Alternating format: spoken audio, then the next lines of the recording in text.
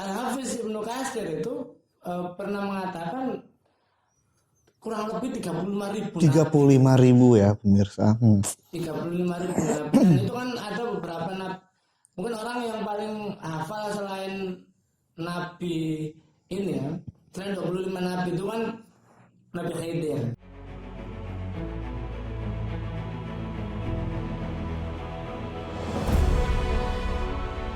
Assalamualaikum warahmatullahi wabarakatuh. Pemirsa JKDN Series kembali berjumpa dalam acara JKDN. Insya Allah pada malam hari ini akan kita bicarakan lagi sejarah-sejarah yang seru tentu saja dengan gaya bicara yang asyik, santuy dan ye. Insya Allah malam ini tentu saja seperti biasa kita akan kembali ngobrol-ngobrol bersama Pak Fajar. Is the best lah pokoknya. Bisa, ya. Walaupun kami semua kelabu seperti lagu pancene kowe paku ya, nuruti ibumu layan orang ninja Iya. gak oleh dicinta.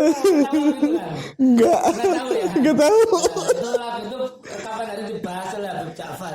Oh. Ya, Habib Ja'far ya, bukan Habib Fajar ya. Nah, itu nanti kapan-kapan kita bahas. Boleh. Dunia Perlaguan. Ya. Ada hubungannya nggak dengan sejarah? Pasti ada lah. Masya Allah, luar biasa. Hubungan. Ya karena hari ini tuh pasti berhubungan dengan masa lalu. Betul. Pokoknya nggak ada hubungan juga, hubungin aja sekali. Kayak bisa lalu ya, jika aku. Iya. Itu pasti pemirsa bingung, bener nggak sih? Iya. Siapa ini? Jangan-jangan Mang Dadang. Iya. Mang Dadang jadi krunya Christopher Columbus. Mang Dadang Del Piero. Orang Itali dia. Aduh, Masya Allah. Aduh, Pak Fajar ini sebenarnya karena orang Madura ya. Mang Dadang dan Cak Kosim ya, penemu kota yang bernama Mang Dadang itu pendiri Chicago. Iya. Dari mana Mang Dadang? Chicago. Sama Cak Kosim yang bernama Toronto. Iya.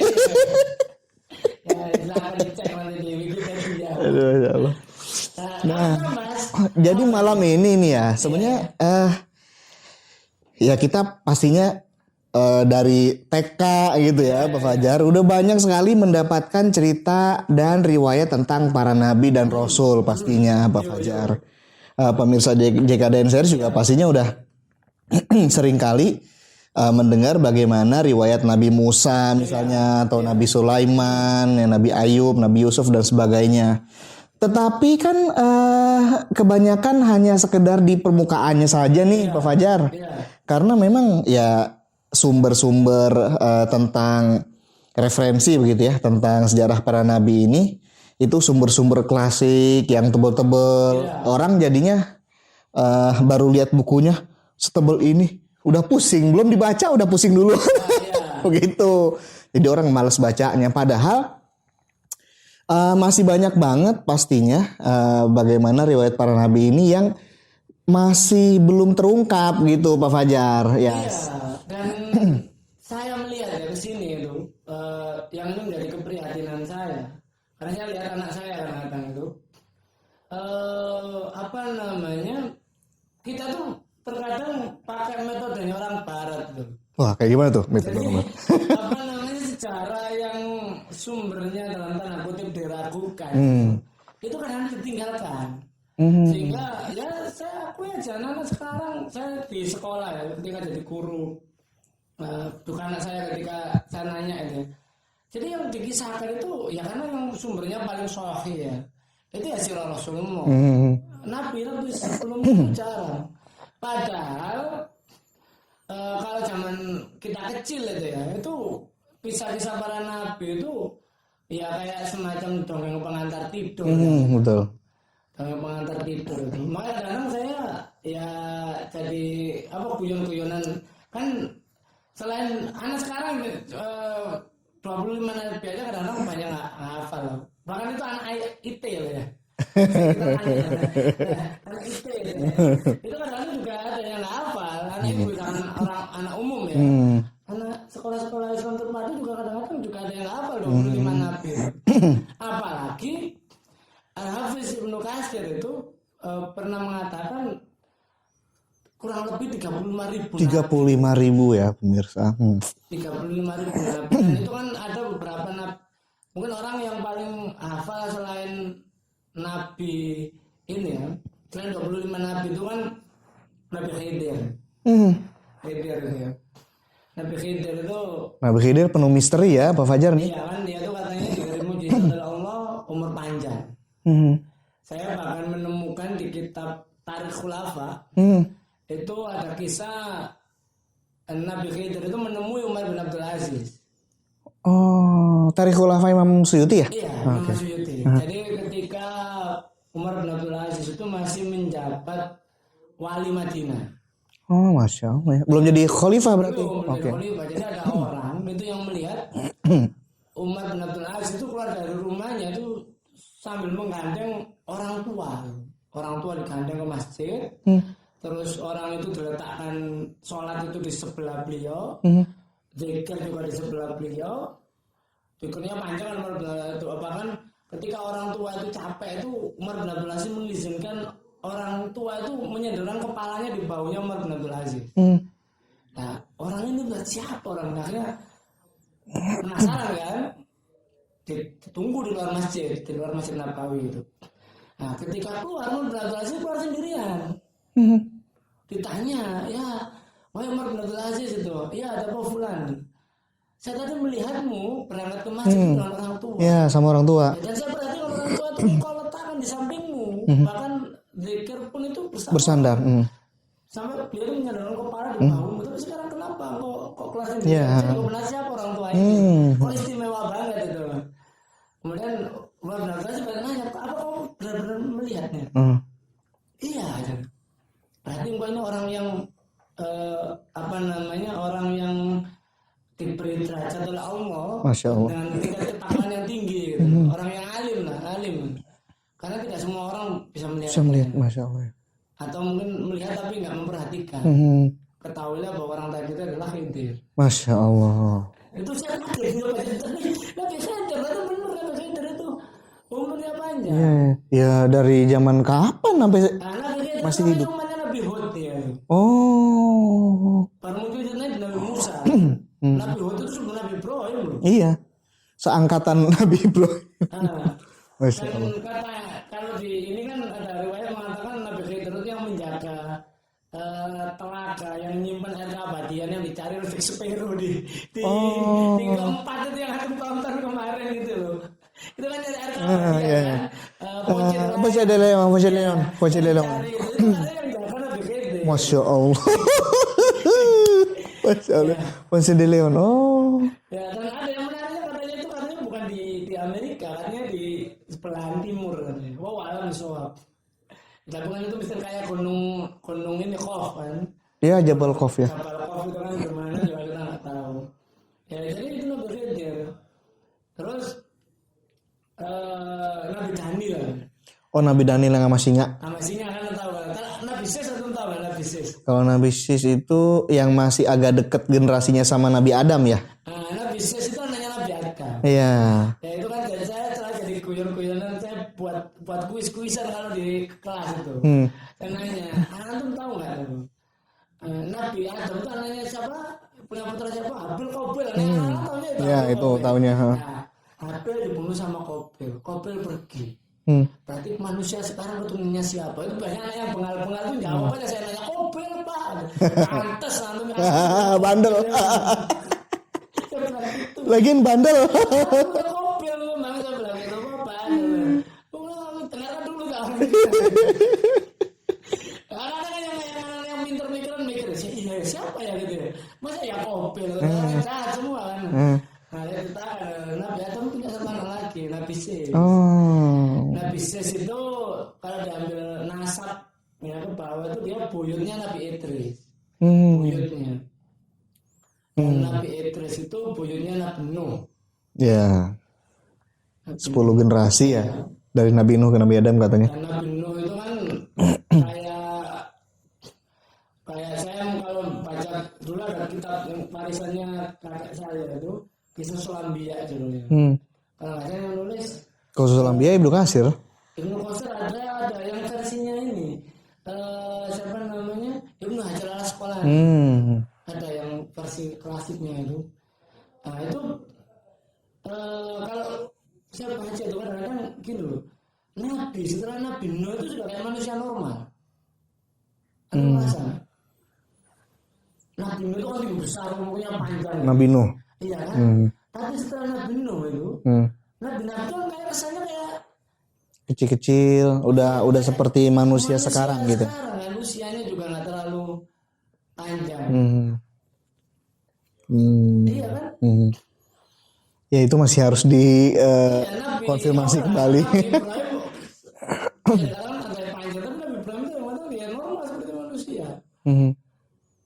Seperti manusia sekarang gitu ya. Sekarang Nabi Ismail gitu. Nah ini mau alam disawab itu. Apakah itu juga berhubungan dengan bencananya Nabi Nuh. Nabi Nuh gitu.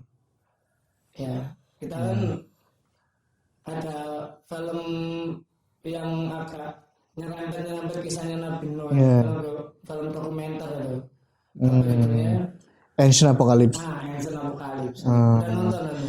Itu saya tertarik banget ya karena temanya juga sangat menggelitik rasa menggelitik rasa ingin tahu. Jadi kan itu adalah sebuah serial di Netflix itu bukan Ancient Apocalypse ya, Ancient Apocalypse ya, karya Graham Hancock ya. Nah itu tentang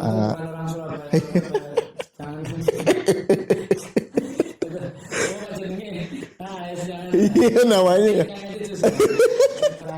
itu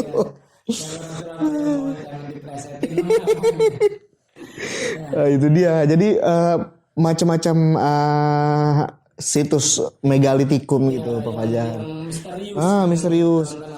Jadi ada dugaan ada peradaban masa lalu itu yang sebenarnya itu tidak primitif dan terbelakang. Tapi justru peradaban masa lalu itu adalah peradaban yang sudah maju dan modern. Yaitu dugaan sementara dari series Ancient Apocalypse itu. Bukan endorse. Kita nggak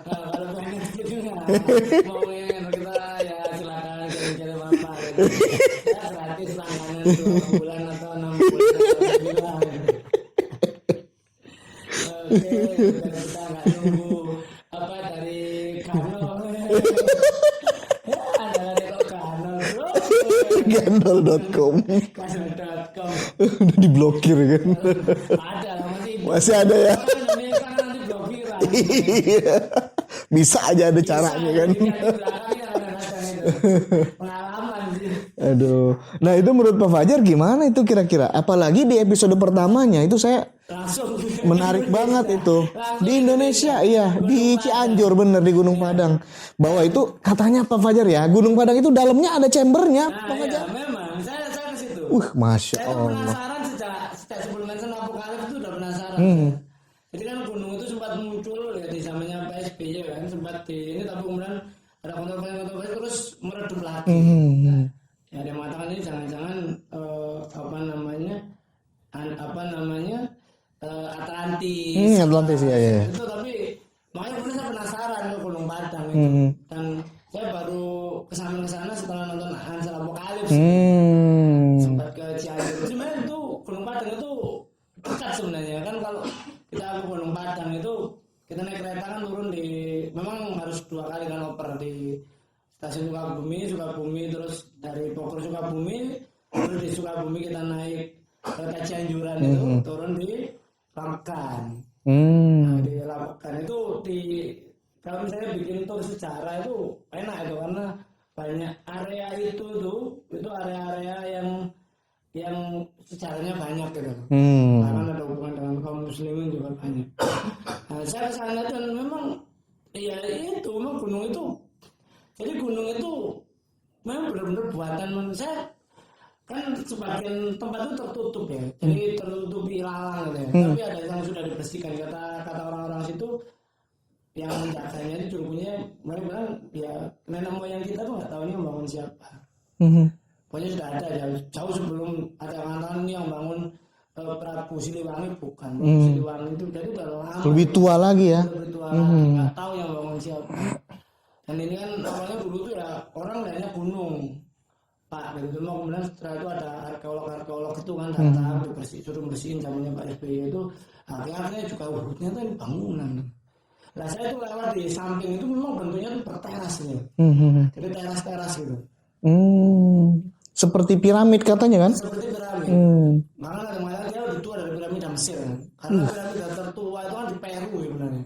Kalau di Ancient Apocalypse itu lebih tua dibandingkan itu. 20 dibangun 24.000 sebelum Masehi. 24.000 Sebelum Masehi. Subhanallah. Zaman siapa itu? Ya. Di Cianjur lagi. Itu kan kondisi waktu itu masih Sundalen gitu. Jadi Sundalen itu, makanya saya kadang-kadang cerita ke murid-murid saya, rencananya Nabi Nuh itu jejaknya sampai ke kita. Karena banjir Nabi Nuh itu kan jejaknya kan ya kalau kita kenal geografi di buku Nusantara itu juga ada ya dangkalan Sunda dan dangkalan Sahul yang tenggelam gitu kan. Dangkalan Sunda itu kan meliputi Laut Jawa, Selat Malaka, sama Laut Natuna. Itu kan dulu daratan kan, yang menyatukan Kalimantan, Jawa dan benua Asia. Sama dangkalan Sahul yang menyatukan Papua dengan Australia yang sekarang jadi Laut Arafuru itu kan. Nah itu tenggelam karena itu, dan di Ancient Apocalypse itu kan digambarkan itu ada satu fenomena aneh di dunia ya. Jadi bumi mengalami pendinginan, tapi air di samudra itu meningkat. Jadi kayak banjir bandang dalam waktu singkat. Ya, karena misalnya benar kan gitu kan hujan terus menerus kan hujan tiba-tiba hujan. Ya kan kita harus menggambarkan itu dari sudut pandang ilmu pengetahuan juga kan. Hari ini kan anak sekarang nggak ini dengan cerita gitu kan. Ya semua hanya orang-orang tua saja gitu ya, dengan ada monumen sepeda di Jeddah dikira seperti ada pelan-pelan Pak Sopir, Masya Allah sepedanya Nabi Adam. Ya Allah, orang Indonesia. Tapi memang kan ini Nabi Adam itu Siti Hawa ya, di Jeddah ya. Jeddah itu kan nenek katanya artinya kan. Pelan-pelan Pak Sopir sepedanya Nabi Adam. Nah, tapi itu menarik memang. Ancient Apocalypse itu akhirnya mengubah. Jadi Barat itu kan kayak menutupi ya. Dulu kan sering abad pertengahan itu disebut the Dark Age. Tidak seakan-akan zaman itu ya dark semua. Betul.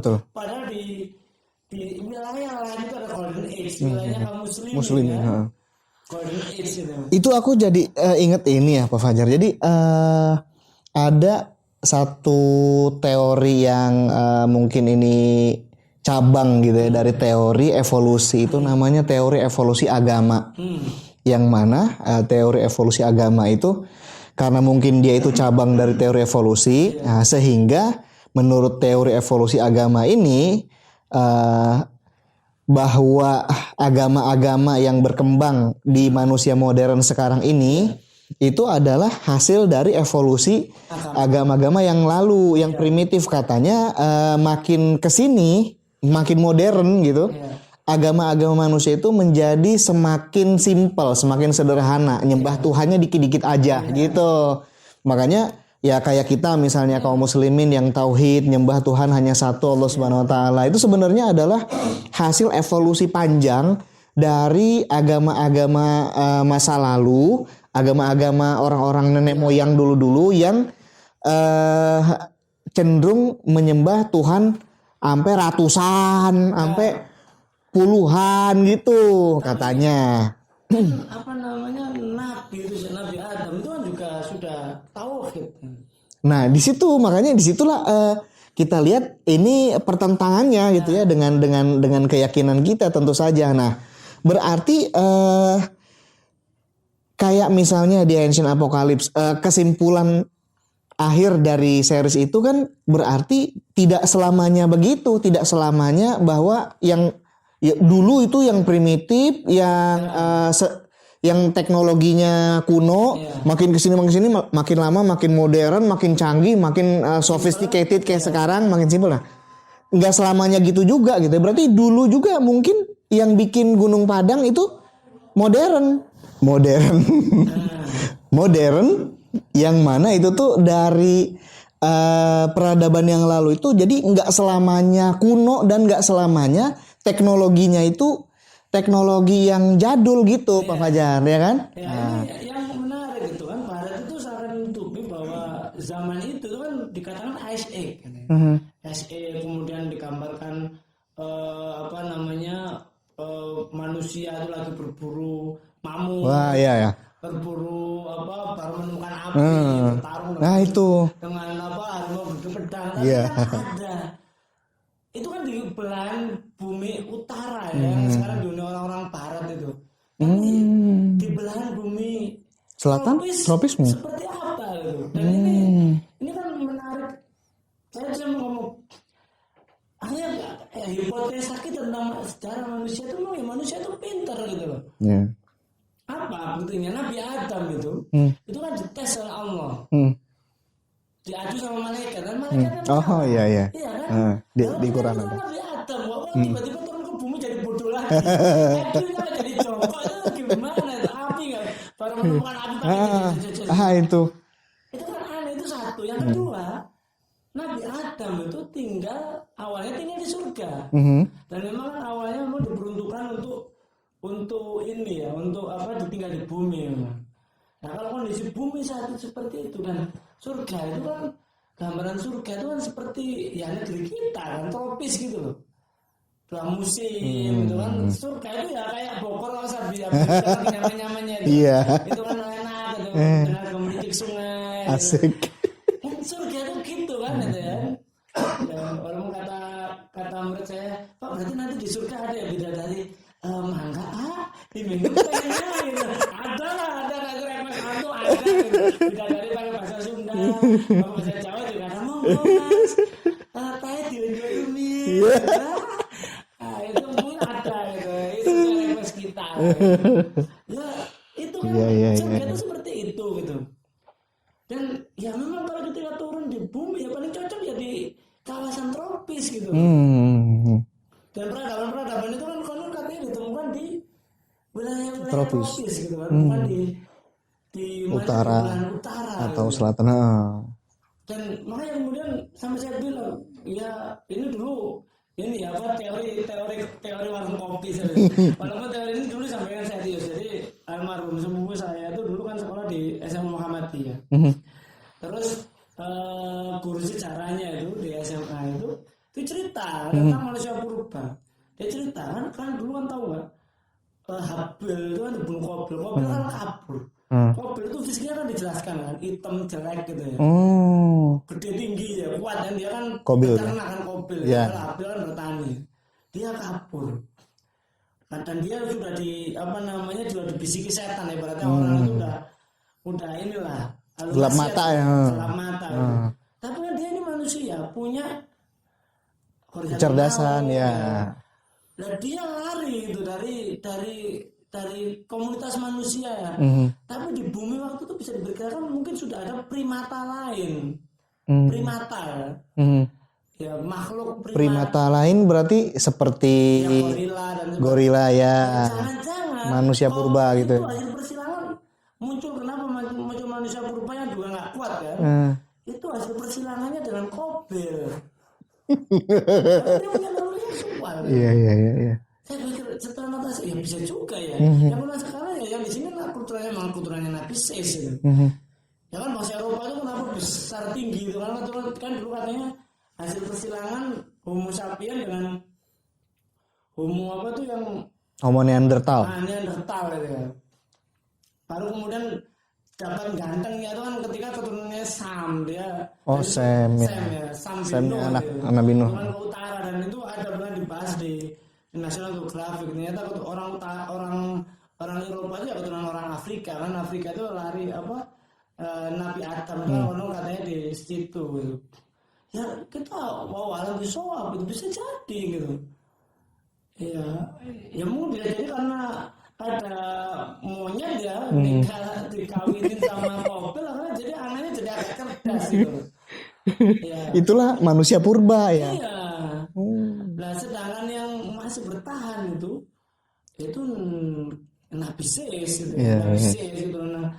Nabi dan itu satu ya dari sisi gitu. Makanya kemudian peradaban besar sampai Hitler aja kan nyari katanya. Hitler itu sampai di Gadok itu kan ada makam perwira Jerman itu. Itu katanya dulu misinya Hitler, misi rahasianya Hitler nyari Atlantis katanya. Ya, kita ketemu Atlantis gitu. Dari kita ini adalah apa itu Atlantis di film DC United itu? DC United. Aquaman. Aquaman ya, kita bukan Aqua, kita Hades. Endorse dah. Lah, ini yang menarik lagi Pak Fajar ya. Kalau kita lihat teori evolusi agama itu kan menurut mereka ya, agama-agama awal manusia itu banyak dewa. Politeisme ya, menyembah banyak Tuhan, menyembah banyak dewa. Yang semakin modern, peradaban semakin simpel yang disembah. Lah, itu kan padahal yang kita yakini agama asli manusia Nabi Adam alaihissalam itu kan tauhid, nyembah hanya satu Tuhan, Allah Subhanahu wa taala. Nah, itu kayak seolah-olah kalau kita lihat kayak lihat dulu orang nyembah animisme lah, dinamisme lah, nyembah petir, nyembah gunung, langit, segala macam, nyembah banyak, Zeus, Odin, jadi online. Itu nyembah Poseidon kan gitu, nyembah Aphrodite, macam-macam dewa-dewa lah banyak sekali. Nah, itu gimana tuh menjawabnya kira-kira Pak Fajar? Kita tahu secara historis. Kata siapa lah, Fajil Mukasir kan 35.000 nabi. Ya walaupun Nabi itu makin lama makin sedikit ya, karena setelah Nabi Isa itu tidak ada Nabi lagi kecuali nanti Rasulullah Muhammad SAW. Tapi sebelumnya tuh Nabi itu banyak dan tersebar di seluruh dunia. Kalau di Anjing Apokalips itu di episode 2 itu kan saya jangan-jangan Nabi ini ya. Nah walaupun kita tahu akhirnya iblis itu kan juga iblis yang ke bumi menyesatkan gitu ya. Menyesatkan, jadi itu disesatkan. Nah itu menarik. Kayak penyembahan, model penyembahannya. Nah ini yang saya temukan di Nusantara ya. Makanya bisa dikatakan kita punya jejak kenabian di Nusantara. Jejak kenabian di Nusantara. Ya, satu tadi ya bekas kita tuh masih punya sisa banjirnya Nabi Nuh. Kalau kamu nggak percaya ke Tanjung Priok ya, itu laut itu daratan gitu, zaman Nabi Nuh tenggelam bro gitu. Ya kalau pengen tanya kedua itu ketika meneliti di penelitian CKDN itu, saya menemukan bahwa agama mayoritas orang-orang di Nusantara itu sebelum Islam itu bukan Hindu-Buddha. Oh, selama ini kan Pak Fajar ya, itu selalu dikesankan bahwa peradaban asli orang Indonesia itu orang Jazirul Jawi ini Hindu dan Buddha. Gimana tuh? Cek aja, yang pulau ada peninggalan Buddha di mana? Hanya Jawa pun kan Jawa Tengah kan kalau Borobudur Prambanan. Nah, Borobudur Prambanan. Ya, Sumatera cuma di Pasan Palembang, selebihnya kan sangat sedikit. Bahkan ada yang kosong. Sunda nggak ada. Walaupun kita itu udah ada banyak kerajaan. Sunda hanya di Karawang ada yang bekas Buddha ya, ada percandian. Tapi itu sedikitnya. Orang-orang kita itu malah yang banyak ditemukan itu adalah punden berunda yang banyak itu mungkin dari hampir seluruh pulau di Indonesia ada itu punden berunda. Punden berunda itu gimana sih? Punden berunda itu kayak piramid tapi di atasnya itu kayak altar gitu. Berarti piramidnya rata atau puncaknya rata? Gitu. Ya, atasnya rata. Itu kan kalau menonton film Moana itu kan ada Moana gitu kan. Oh. Diajak ke atas gunung. Moana Kartona itu Disney. Iya. Oh. Kan diajak ke atas gunung kan tumpukan batu. Itu agama yang ada peneliti mengatakan ini adalah bukan animisme, bukan dinamis, tapi ini monoteisme purba. Jadi orang-orang nenek moyang kita tuh hanya menyembah satu Tuhan sebenarnya. Tapi kemudian mereka sangat menghormati nenek moyangnya, roh nenek moyang. Jadi nenek moyang itu kalau mati, ruhnya itu ada di sekitar kita. Itu butuh ini ya, dalam menyembah itu juga. Itu menarik gitu karena kita tuh seperti itu dulu. Jadi bisa dikatakan tauhid purba, dan kita nggak tahu model ritual ibadahnya umat-umatnya Nabi terdahulu ya. sebelum Rasulullah itu seperti apa. Kan sholat itu kan ritual sholat itu setelah Isra Mi'raj. Ya, sebelumnya kan sholat itu kan berdiri saja, ada rukuknya, ada yang disahkan. Nah, punden berunda itu dipakai untuk apa? Dipakai untuk meletakkan pengorbanan, saji. Kalau kita namanya sesaji kan, sesajen. Nah itu kan relate dengan kisahnya Habil dan Qabil tadi. Kurban ya sebenarnya. Ditugaskan disuruh letakkan di tempat yang tinggi, nanti akan diambil oleh. Iya, diambil. Itu kan ya, bisa jadi seperti itu, Pak. Bentuk dari mana? Dari Gunung Padang itu kan seperti sana atas, seperti ini gitu. Ini tempat yang tinggi gitu ya. Berarti kan bisa dibilang ada gap ya antara, dalam tanda kutip, antara sains sama agama. Sains ya bisa kita bilang sains lah ya, teori-teori ilmiah seperti teori evolusi agama itu kan. Kalau mau kita bilang sains gimana, tapi anggaplah itu sains gitu ya. Itu ilmu humaniora. Iya. Itu secara juga. Anggaplah begitu, anggaplah itu ilmu pengetahuan gitu ya. Sementara agama meyakini sesuatu yang lain, sesuatu yang bertentangan, yaitu bahwa agama awal manusia itu tauhid. Nah, ada nggak nih kira-kira Pak Fajar ya? Mungkin bukti gitu. Ya, bukti ilmiah atau bukti hasil research misalnya atau apa saja yang itu menguatkan dari sudut pandang agama bahwa agama yang pertama-tama yang tertua dan mula-mula itu adalah tauhid gitu. Ada, tapi ini kita harus saking seriusnya ini nggak ada. Ini waktunya habis. Kita bahasnya yang minggu depan nih ya. Yo. Ini seru ini karena ini jadi satu ya, ini tantangan juga JKDN, jejak kenabian di Nusantara itu.